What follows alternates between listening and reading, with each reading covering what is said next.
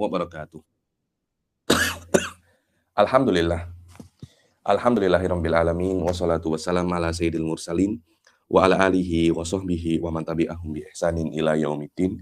Nawaitu ta'aluma wa ta'lim wa naf'a wal intifa' wal ifadah wal istifadah wal hatha ala tamassuki bi kitabillahi ta'ala wa sunnati rasulih wa du'a ilal huda wa dalalata alal khairi wa ibtigha'a mardatihi wa qurbihi wa thawabihi subhanahu wa ta'ala.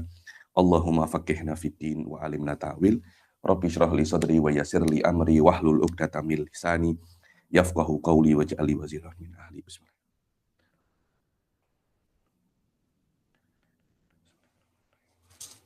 Alhamdulillah kita jumpa lagi di kelas ke-22 daripada kitab Qawaid Asasiyah fi Ushul Fiqh ini. Maaf ya, suara saya sedikit pelik sedikit. Macam influenza saya, semua. Allah, hujan-hujan nih pening bala saya. Kita setelah menyelesaikan pasal babul qiyas, kita akan masuk ke bab yang selanjutnya, yaitu apa? Babul hadar wal ibahah. Apa itu babul hadar wal ibahah? Babul hadar wal ibahah itu menjelaskan tentang bagaimana hukum sesuatu ketika tidak ada dalil. Nah, ketika tidak ada dalil, itu maknanya ada dua. Maknanya memang belum ada syariat, atau ada syariat tapi tidak ada dalil secara spesifik yang mengatakan, yang menjelaskan tentang hukum perkara tersebut. Itu ada dua perkara ya, yakni hukum sesuatu tanpa ada dalil dengan makna sebelum datangnya syariat, otomatis ketika sebelum ada datangnya syariat tidak ada dalil, atau ada setelah datangnya syariat tapi tidak ada dalil secara spesifik menjelaskan perkara tersebut.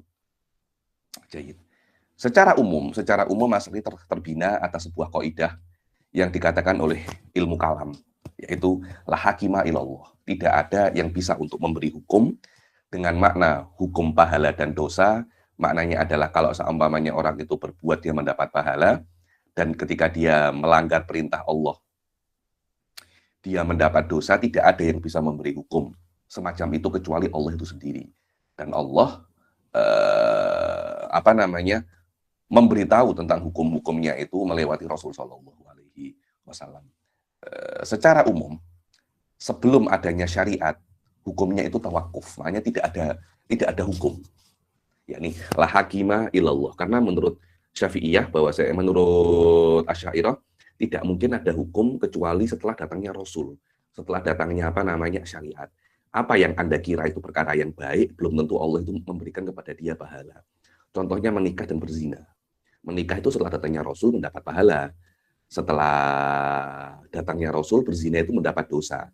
Tapi sebelum datangnya Rasul, Anda tidak bisa untuk mengatakan, oh zina itu baik, oh zina itu buruk, menikah itu baik dengan makna dapat pahala atau dapat dosa. Tidak bisa semacam itu. Mesti ada Rasul. Maknanya sebelum adanya Rasul, mungkin menikah itu mendapat dosa, berzina itu mendapat pahala sebelum datangnya Rasul. Itu yang namanya baik dan buruk. Ini walaupun sedikit pelik, akan tetapi menurut saya pembahasan ini sangat penting sekali untuk zaman sekarang. Untuk zaman sekarang daripada aspek bahwasanya apa tolak ukur baik dan buruk itu? Apa tolak ukur baik dan buruk? Bukan maknanya perkara ini dianggap baik oleh kerajaan, ini baik. Ini buruk oleh kerajaan, ini buruk dengan makna mendapat pahala ataupun dosa. Tidak mesti semacam itu. Kemudian ketika setelah datangnya Rasul, perkara yang tidak ada hukumnya itu macam mana? Perkara yang tidak ada hukumnya itu dibilang at-tawakuf. At-tawakuf namanya kita tidak mengetahui hukumnya. Nanti akan ada beberapa pendapat, ada yang mengatakan contohnya hukum makan jerapah.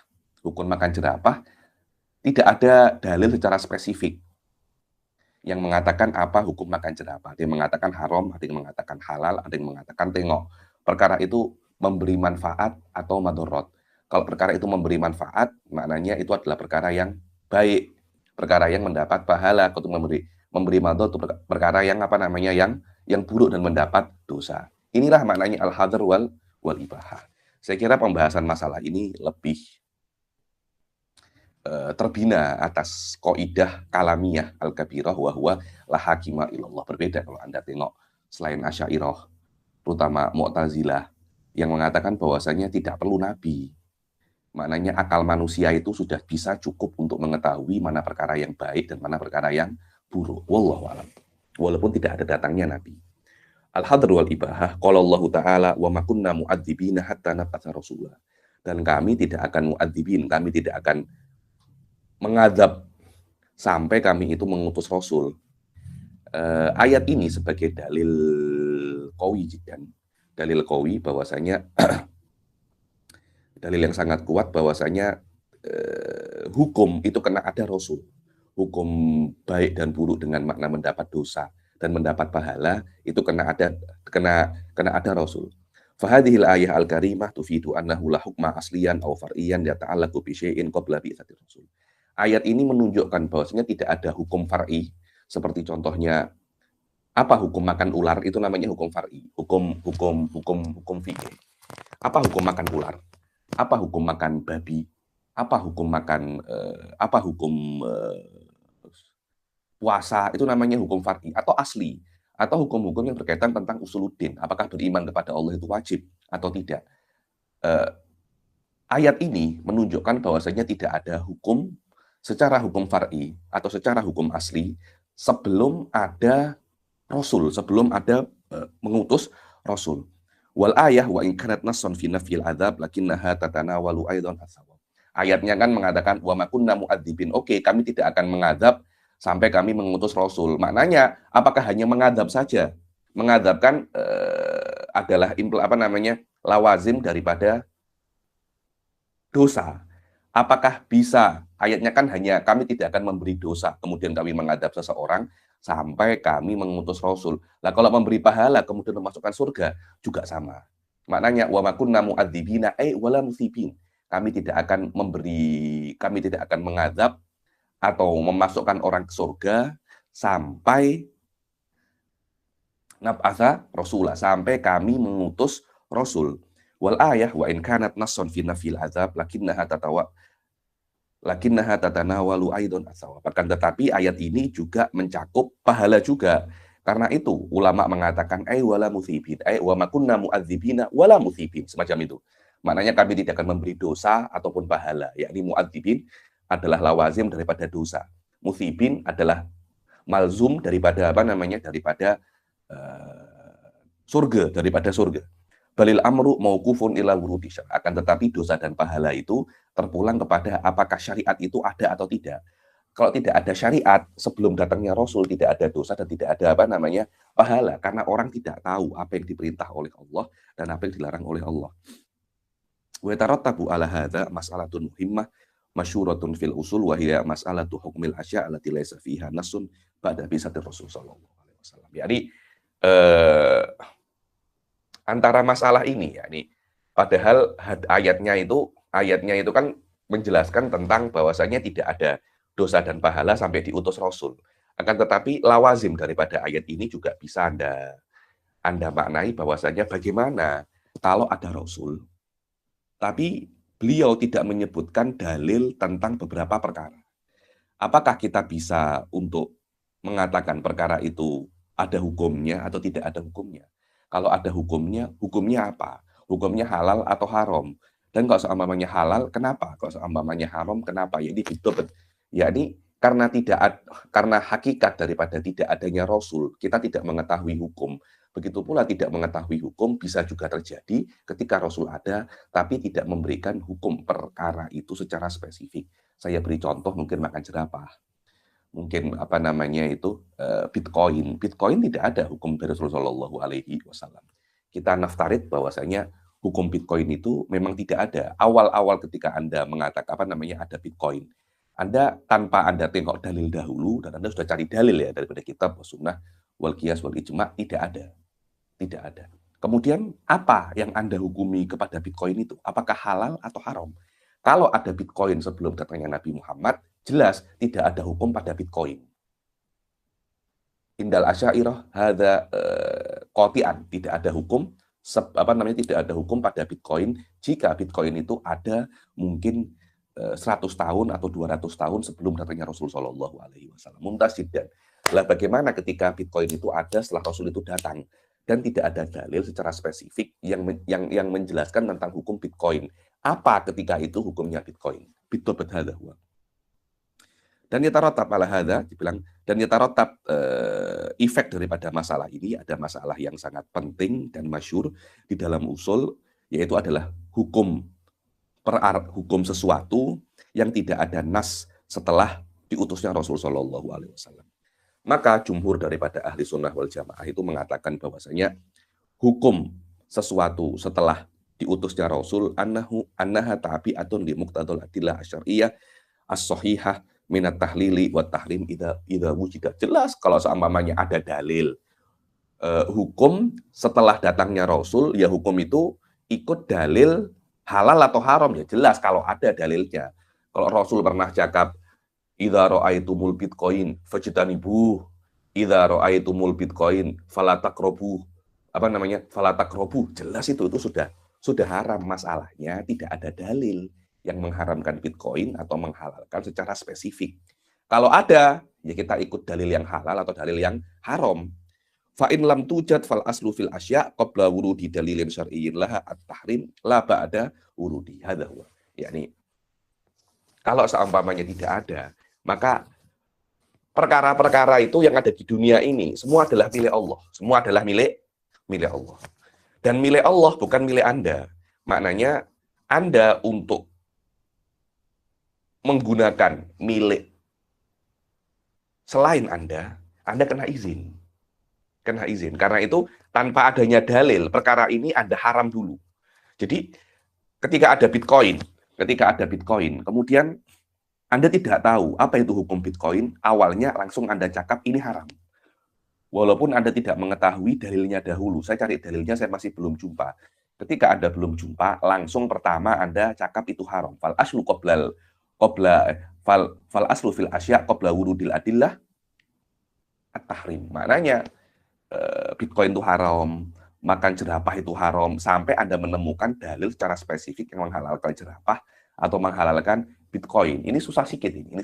Maknanya dalil-dalil makanan-makanan yang tidak Anda ketahui hukumnya haram dulu, tidak boleh makan sampai Anda menemukan dalil yang menghalalkan perkara tersebut. La ba'da wurudihi. Lah kalau seumpamanya sudah ada dalilnya, ya tidak haram lagi. Mungkin hukumnya halal kah atau makruh. Fa in warada utubi'a, kalau ada dalil tentang Bitcoin, contohnya tentang jerapah, diikuti dalil itu, diikuti.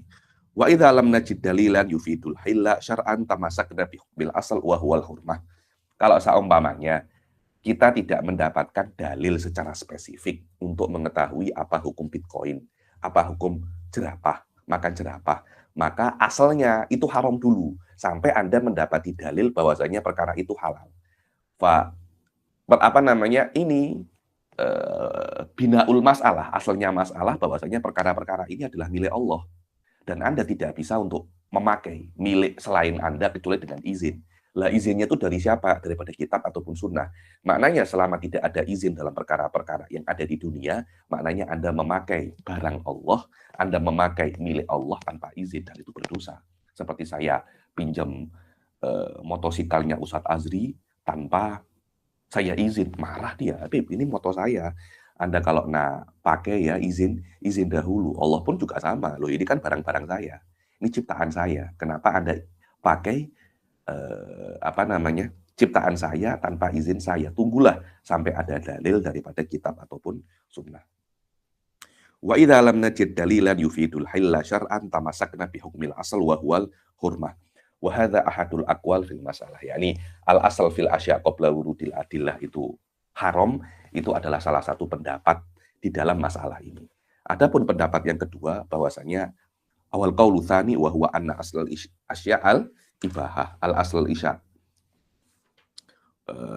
Wal qaulu tsani wa huwa anna asal asya al ibahah, bahwasanya setiap perkara di di dunia ini sebelum ada dalilnya semuanya mubah. Maknanya makan jerapah ketika Anda tidak mendapatkan dalilnya, maknanya makan jerapah ini halal. Kenapa ya? Karena kalau memang seumpamanya haram, Ustadz Azri, kalau memang jerapah itu haram, kenapa Allah menciptakannya? Kenapa Allah menciptakannya? Allah menciptakan jerapah karena nak kita ambil manfaat daripada makan jerapah. Untuk mengharamkan jerapah, kena dalil. Berbeda dengan pendapat yang pertama. Untuk menghalalkan jerapah, kena dalil. Yang pendapat yang kedua, untuk mengharamkannya, kena dalil. Karena semua yang ada dalam dunia ini semuanya halal. Bitcoin pun juga halal sampai ada dalil yang mengharamkannya. Karena kenapa? Ya itu kok seumpamanya Allah tak nak kita ambil manfaat daripada jerapah. Kenapa Allah menciptakan jerapah? Allah menciptakan jerapah pasti karena ada maksud daripada jerapah itu agar kita bisa makan. Wallahu a'lam. Dan pendapat yang ketiga adalah at-tafsil. Tengok perkara ini manfaat atau mudarat. Kalau perkara ini manfaat, maknanya al-asal fihi halal. Kalau perkara ini mudarat, yakni macam berzina, mencuri, selama dia ada mudaratnya, yakni bukan maknanya mudarat saja ya, maknanya di dunia ini, Ustaz Azri, tidak ada perkara yang mudarat murni, tidak ada. Tidak ada yang maslahat murni, tidak ada. Pasti dalam dunia ini ada satu perkara, di dalamnya itu ada mudaratnya, ada maslahatnya. Tengok aja, Homer itu tidak hanya mudarat. Allah mengatakan fihi ma itsmun kabirun wa manafi'un linnas. Di dalam Homer dan judi itu ada dosa yang sangat besar, tapi juga ada manfaat bagi manusia. Akan tetapi walakin itsmuhuma akbaru minafihima. Akan tetapi dosanya lebih besar daripada manfaatnya. Lah, ketika dosanya itu lebih besar, ketika mudaratnya itu lebih besar, maka perkara ini haram. Berbeda kalau Anda tengok satu perkara, ada mudarat dan manfaatnya, akan tetapi manfaatnya, maslahatnya lebih besar daripada mudaratnya. Ketika itu perkara ini hukumnya apa namanya? Halal. Ketika itu perkara ini hukumnya halal. Sebelum adanya dalil daripada kitab wa sunnah, Anda tak jumpa dalil daripada apa namanya kitab wa sunnah. Kemudian Anda jumpa apa hukum makan jerapah? Apa hukum makan Bitcoin? Di situ adalah di situ gelanggang daripada mujtahid untuk menimbang-nimbang. Apakah lebih banyak mudaratnya makan jerapah atau maslahatnya? Apakah lebih banyak mudaratnya Bitcoin atau maslahatnya? Ketika mudaratnya itu lebih atau sama dengan maslahatnya, maka Bitcoin itu haram. Begitu pula makan jerapah. Ketika mudaratnya lebih banyak atau sama antara, jadi 50-50 antara mudarat dan maslahat, maka itu akan diharamkan. Itu berhadza huwa. Wa hadza fil waqi' huwa al-qaulu shahih al-mukhtar. Ini yang mengatakan tafsil. Tengok perkara itu bukan semuanya halal, bukan semuanya haram, ada tafsil. Tengok perkara itu banyak manfaatnya atau banyak mudaratnya. Dan Syed Muhammad bin Alwi al-Maliki mengatakan ini adalah pendapat yang as-shahih al-mukhtar. Pendapat yang benar dan yang mukhtar, yang dipilih daripada pendapat-pendapat yang lain yang tidak sekuat pendapat ini. Wa huwa annal asla fi ma yanfa'u wa huwal asya'u nafi'ah al-ibahah. Maknanya asal hukum ketika tidak ada dalil terhadap perkara-perkara yang bermanfaat itu mubah, itu harus, itu boleh. Liqaulihi ta'ala wa huwal ladzi khalaqalakum ma fil ardi jami'an. Bahwasanya Allah lah yang menciptakan bagi kalian yang ada di bumi ini semuanya. Ya, ini ayat ini konteksnya konteks imtinan. Apa itu konteks imtinan? Imtinan itu mengingatkan nikmat Allah. Engkau tak ingat gak? Di dalam dunia ini Allah menciptakan segala hal untuk kalian. Ya, ini tidak mungkin Allah itu mengungkit-ungkit nikmatnya kecuali nikmat itu adalah perkara yang halal. Kalau itu perkara yang haram, tidak akan Allah mengungkit-ungkitnya. Allah menciptakan untuk haram kok.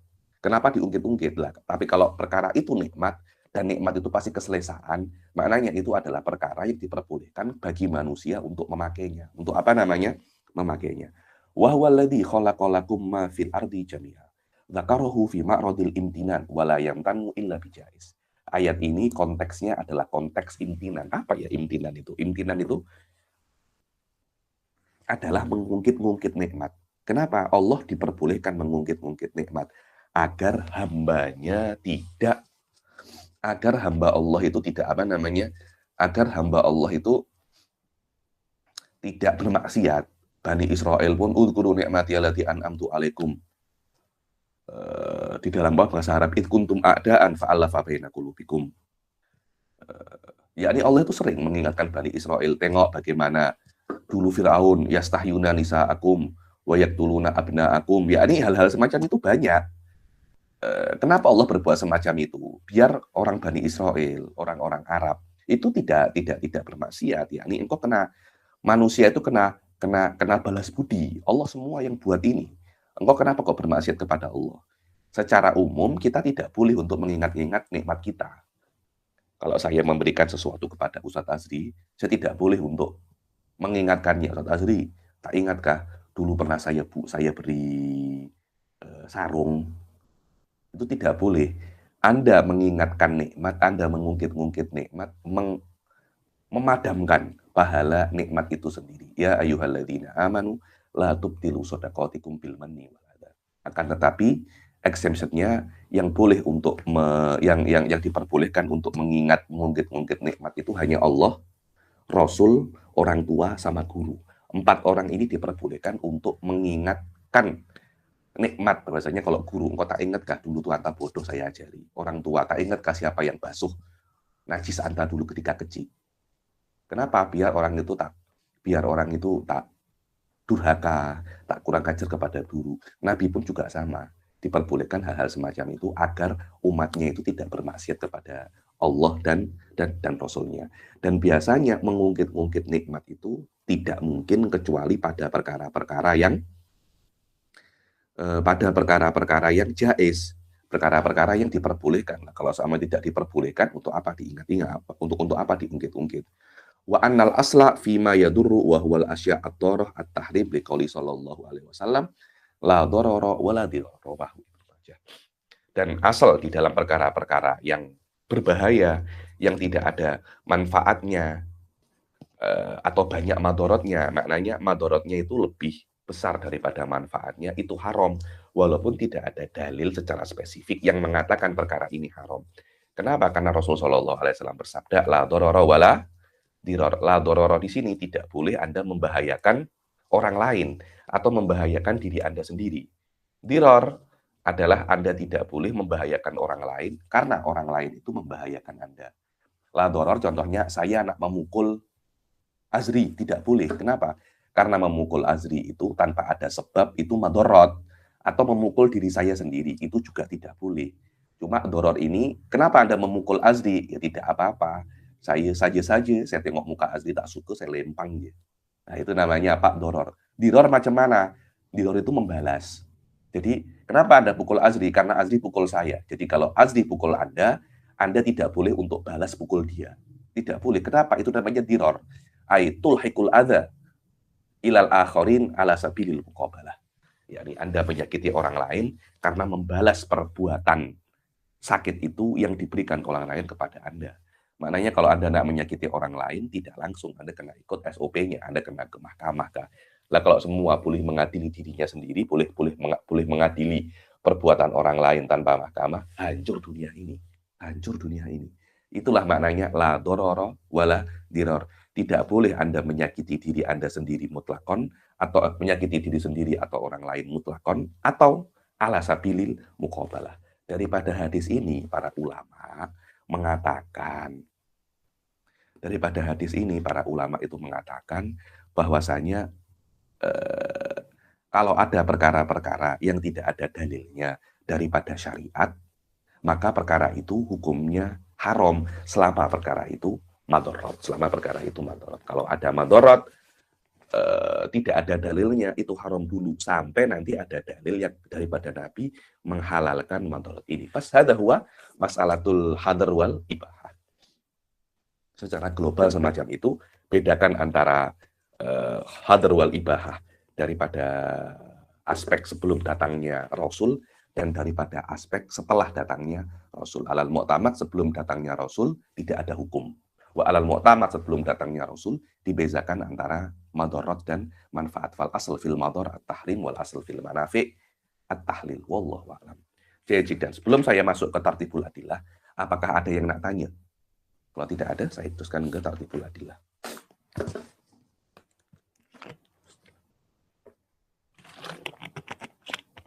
Jadi, tartibul adillah. Ini tartibul adillah ini apa sih? Yakni ini adalah dalil-dalil yang didahulukan ketika terjadi pertentangan antara dalil. So, tidak ada ya pertentangan fi nafsil amr antara dua dalil daripada syariat, tidak ada hakikatnya.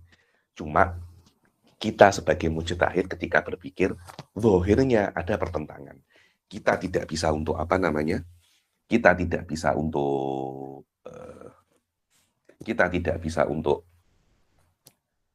apa ya? Kita tidak bisa untuk ame. Kita tidak bisa untuk ambil faedah daripada kedua dalil ini sampai kita mengetahui mana yang dikedepankan daripada dua dalil yang bertentangan menurut kita. Jadi pertentangan dalil menurut kita ini belum tentu itu bertentangan bima fin nafsil amr. Hadza huwa, yakni kita kan sudah tengok ada dalil kitab, sunnah, qiyas dan ijma. Mana yang lebih didahulukan jelas daripada semua dalil, ijma nomor satu. Ijma nomor satu. Kemudian tengok apakah sunnah lebih muqaddam daripada ijma atau macam mana. Kita tengok sekarang. Tartibul adillah at-tartib lughatan ja'lu kulli syai'in fi martabatihi. Tartib itu secara bahasa adalah menjadikan segala sesuatu itu di martabahnya, di apa namanya? Di levelnya. Maknanya yang pertama, yang kedua, yang ketiga itu namanya tartib. Anda menjadikan setiap sesuatu di levelnya. Itu namanya apa? Tartib. Wastilahan huwa ja'lul asya' al-katsirah bihaitsu yutlaqu 'alaiha ismun wahid wa yakunu li ba'di ajza'ihi nisbatun ila ba'din bitaqaddumi wa ta'akhur. Secara istilah, tartib adalah Anda menjadikan banyak perkara, sekiranya banyak perkara ini setelah Anda atur menjadi satu nama. Contohnya rukun wudhu saja. Ada membasuh muka, membasuh tangan, mengusap rambut, dan membasuh kaki. Yakni Anda jadikan, membasuh muka dulu, membasuh tangan dulu, kemudian mengusap kepala, kemudian membasuh kaki. Akhirnya 4 perkara ini mempunyai satu nama, wudhu. Itu namanya apa? Tartib. Sholat pun juga sama, ada sekitar 17 atau 16 perkara. Anda tertibkan, ada yang 13. Anda tertibkan 13 perkara ini dalam satu tartib, akhirnya 13 perkara dengan susunan semacam ini dinamakan apa? Sholat. Itu yang namanya apa? Tartib. Anda menjadikan banyak perkara, sekiranya banyak perkara itu setelah diatur dengan aturan yang Anda pilih atau dipilih oleh Allah, akan mempunyai satu nama. Macam kereta, ada setirnya, ada tayarnya, Anda letak tayar sini, tayar situ. Setelah Anda letak semua part-partnya, semua perkara ini namanya apa? Kereta. Dan setiap part daripada bagian-bagian tersebut mempunyai nisbah dengan bagian yang lain dengan lebih dahulu atau lebih akhir. Maknanya membasuh muka, nisbahnya dengan membasuh tangan, bitaqaddum. Dan nisbahnya membasuh tangan dengan membasuh muka, bita'akhur. Semacam itu. Itu namanya apa? Tartib.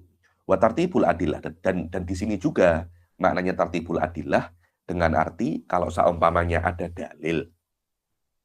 Kalau seumpamanya ada 2 dalil ataupun lebih, kemudian 2 dalil ataupun lebih ini mempunyai mempunyai makna yang berbeda. Sekiranya antara kedua dalil ini bertentangan, mana yang lebih dahulu dan mana yang lebih diakhirkan daripada kedua dalil ini.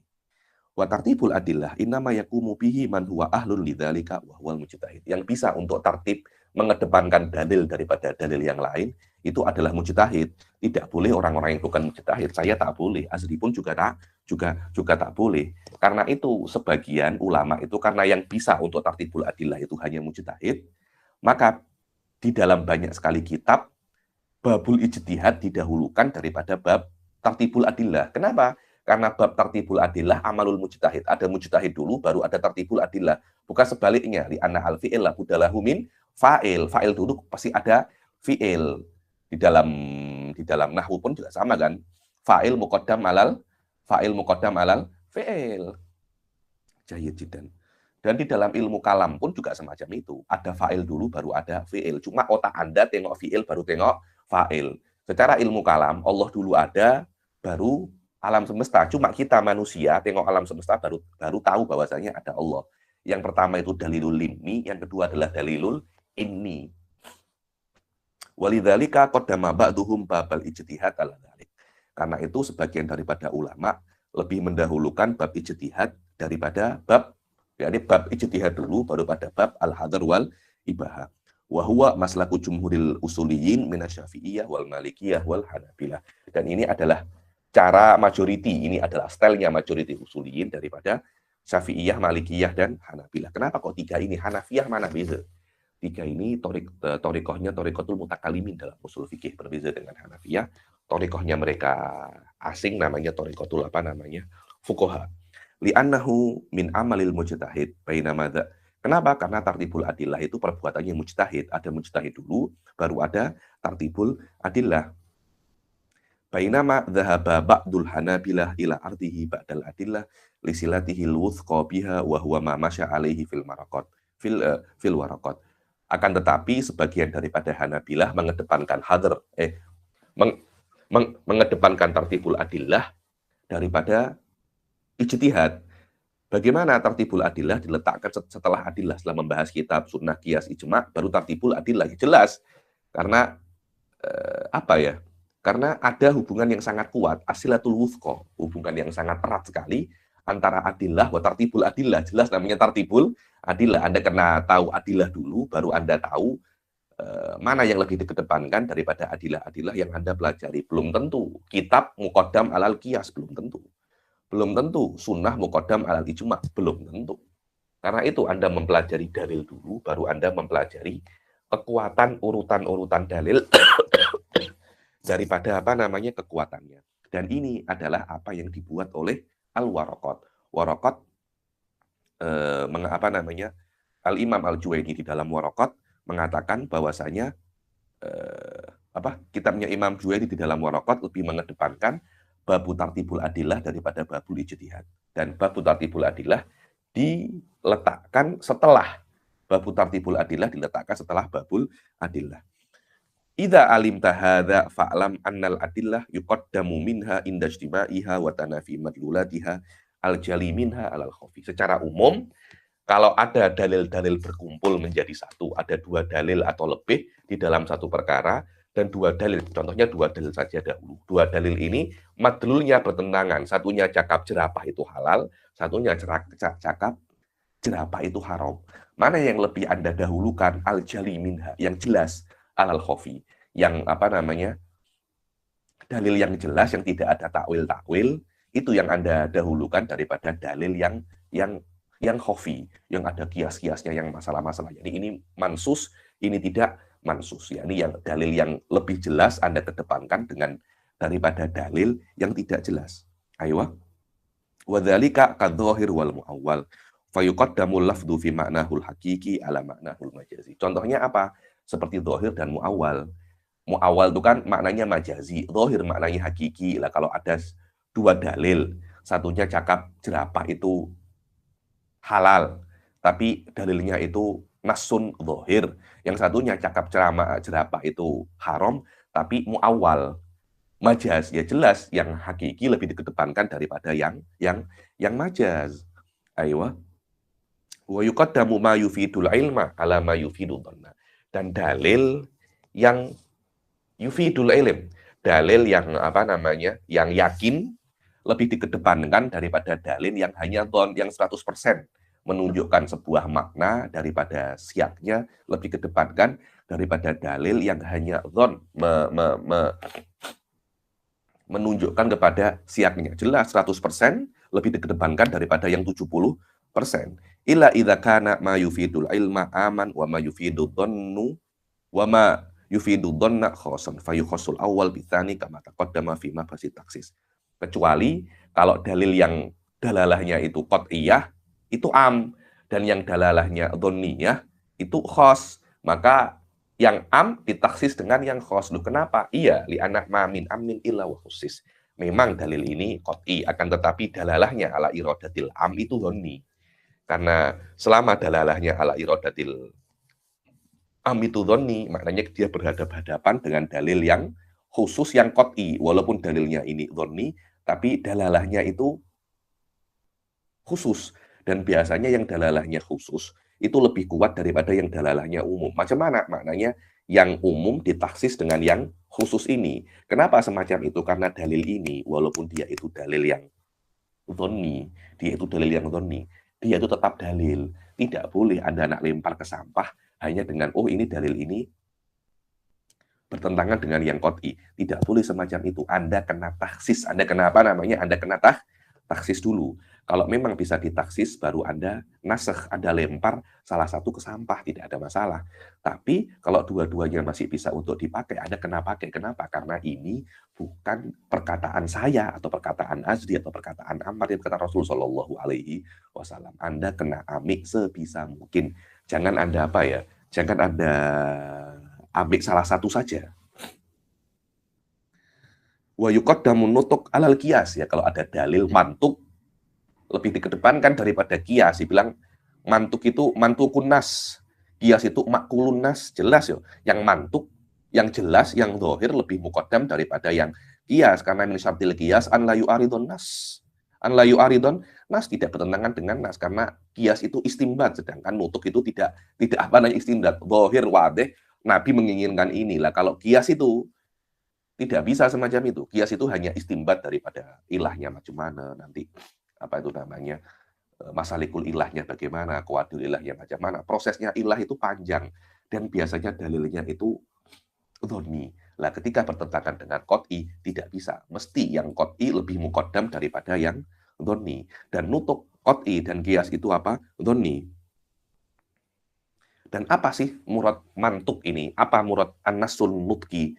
Nas nutki adalah nas daripada kitab ataupun sunnah, mutawatir ataupun ahad. Kias tidak boleh untuk bertentangan dengan dalilul ahad. Tidak boleh. Loh, dengan dalilul ahad saja kias tidak boleh bertentangan. Apalagi dengan dalil yang apa namanya? Apalagi dengan dalil yang mutawatir. Lebih tidak bisa apa namanya? Lebih tidak bisa untuk di apa namanya, lebih tidak bisa untuk bertentang lagi, tidak bisa. Dia tidak kuat ketika bertentangan dengan ahadisul ahad, kiasnya itu mulghol. Kenapa? Karena al-kias la yunafil ahad, la yu'aridul ahad. Apalagi kiasnya bertentangan dengan dalil mutawatir, jelas ini kias yang salah, jelas macam mana dalil mutawatir bertentangan dengan apa namanya kias. Illa an yakuna nutku aman wal kiasu khosun fa yukhassu bil kias kama taqaddam fi maqasid taksis, kecuali kalau seumpamanya nutuknya itu am dan kiasnya itu apa namanya khos, dan kiasnya itu khos, maka yang am mukhassasun bil khos. Itu ada contohnya tak silap, kalau apa ketika cakap pasal mahram, hurrimat alaikum ummahatukum wa banatukum, hurrimat alaikum ummahatukum wa banatukum, atau ada bukan apa namanya, ada hadis kalau tak silap atau ayat, saya lupa apa, yang mengatakan bahwasanya kalau Anda menyentuh wanita itu batal. Kenapa kok menyentuh wanita itu batal? Karena wanita itu adalah madinatus syahwah. Madinatus syahwah. Kalau Anda menyentuh wanita, Anda akan syahwat. Biasa itu. Yang orang yang sudah menikah tahu, kalau Anda menyentuh perempuan nanti Anda punya nafsu itu bergejolak. Nah, bergejolaknya nafsu itu membuat wudhu Anda itu batal. Nah, karena ilahnya itu adalah bergejolaknya nafsu, aula mastumun nisaa, aula mastumun nisaa, wudhu Anda batal kalau Anda menyentuh perempuan. Kenapa? Karena perempuan itu madinatus syahwah. Tempat kalau Anda menyentuhnya, Anda akan syahwat. Nah, kalau syahwat maknanya keluar daripada perempuan itu mahram. Karena kalau Anda menyentuh mahram, Anda tidak bersyahwat. Walaupun ayatnya itu aula mastumun nisa, tapi dia itu mukhassas bil qiyas. Mukhassas bil qiyas, seharusnya menyentuh perempuan apapun batal wudhu Anda.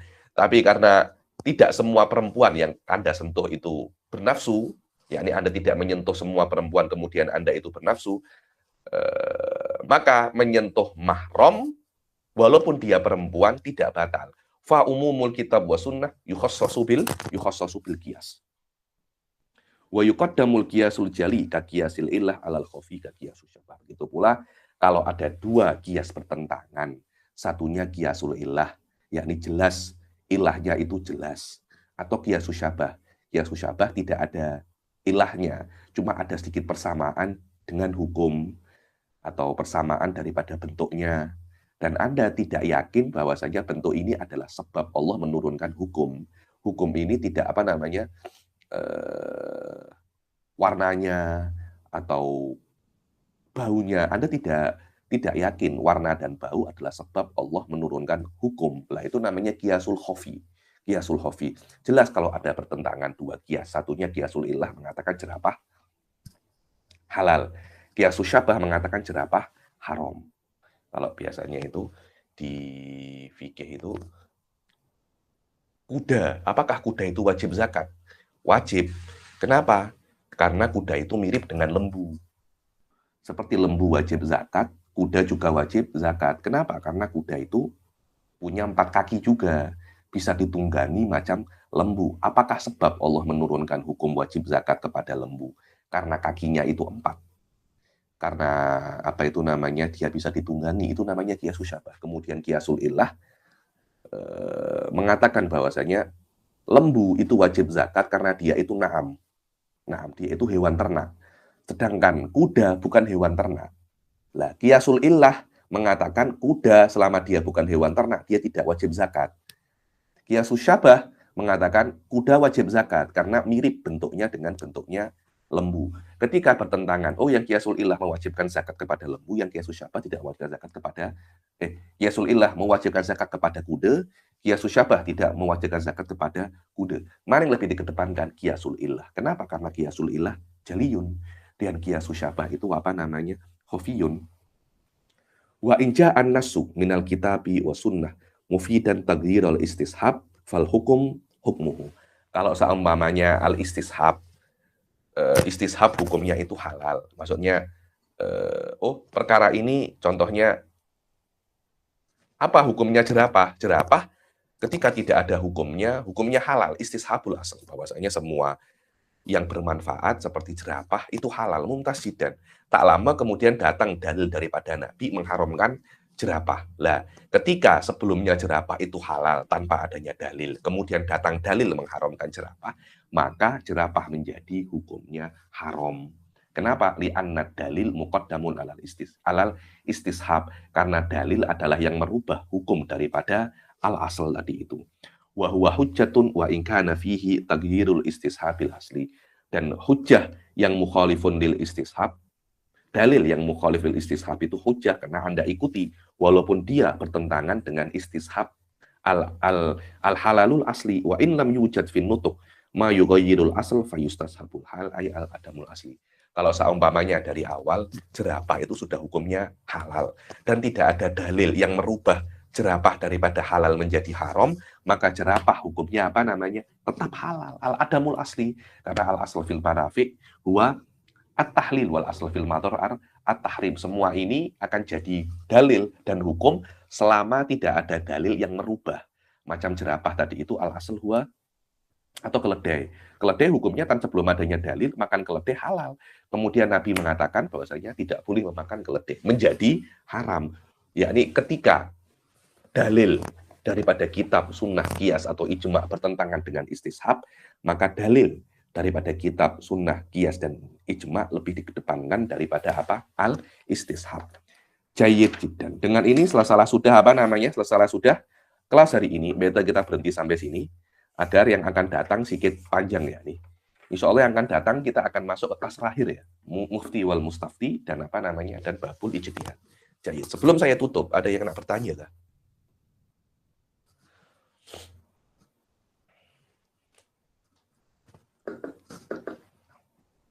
Sila. Assalamualaikum Abi. Waalaikumsalam. Maaf masih minum. Sila. Saya nak bertanya tentang wa yuqaddamu ma yufidul ilma ala ma yufidu adhanna. Betul. Kenapa? Masih lagi. Yakni dalil yang dalalahnya qat'iyah lebih dikedepankan daripada dalil yang dalalahnya dhanniyah. Wadih ya? Wadih. Ya, ada. Kenapa? Karena dalil ini qat'iyah maknanya tidak ada kemungkinan yang lain kecuali di maknanya. Ini Rasul mengatakan bahwasanya jerapah halal. Loh, apalagi yang Anda inginkan? Itu dalilul qat'i, itu dalil dalilul qat'i. Yang satunya dalilnya itu apa ya? Setiap hewan yang lehernya itu panjang, maka dia itu apa namanya? Setiap hewan yang lehernya panjang itu adalah hewan yang ditunggangi. Itu adalah hewan menjadi markab, menjadi tunggangan. Zahirnya maknanya menjadi tunggangan, jangan Anda makan. Menjadi tunggangan, jangan Anda makan. Dalil ini juga mengatakan bahwasanya jerapah itu haram. Dan yang pertama, langsung az-zarafah halal. Jadi az-zarafah halal. Apalagi yang Anda inginkan daripada az-zarafah halal? Satunya mengatakan az-zarafah halal, yang satunya setiap hewan yang lehernya panjang adalah hewan tunggangan. Oh, maknanya tidak boleh untuk dimakan. Lah, ini adalah dhon dengan mafhumul mukhalafah. Yang ini qat'i, ya jelas. Yang mansus lebih muqaddam daripada yang mafhum. Karena perkara yang mafhum untuk dianggap sebagai hujah tidak boleh untuk bertentangan dengan mansus. Wallahu a'lam. Dalil yang qat'i tidak boleh bertentangan dengan dalil yang dhonni. Jika antara dua dalil ini bertentangan, maka yang qat'i dikedepankan daripada yang dhonni. Dhonni tidak dipakai, kecuali kalau qat'inya, kalau dalil yang qat'i daripada thubutnya atau daripada dalalahnya itu am, yang dhonni itu khos. Yang dhonni itu apa namanya? Khos. Kenapa? Karena walaupun dia itu dalil yang qat'i, tapi umumnya tidak qat'i. Karena hampir setiap umum itu yukhos. Setiap perkara yang umum pasti ditaksis. Maknanya umumnya dhonni. Sekarang bertentangan antara umum yang dhonni dengan khusus yang dhonni. Jelas al-am yukhassa al-am yukhassu bil khusus. Wallahu a'lam. Masih Abi. Sama-sama. Nak tanya lagi?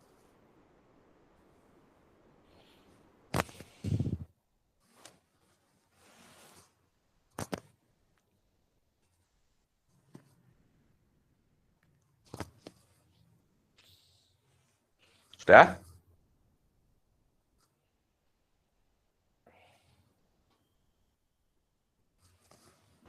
Saya kira tak ada dah Habib. Oke, jayid. Insya Allah Kamis yang akan datang akan menjadi kelas terakhir daripada daurah qawaid asasiyah fi usul fikih. Insya Allah jumpa lagi di kelas yang akan datang. Wabillahi taufiq wal hidayah. Waridha wal inayah. Assalamualaikum warahmatullahi taala wabarakatuh. Waalaikumsalam warahmatullahi wabarakatuh. Masih Habib. Sama-sama.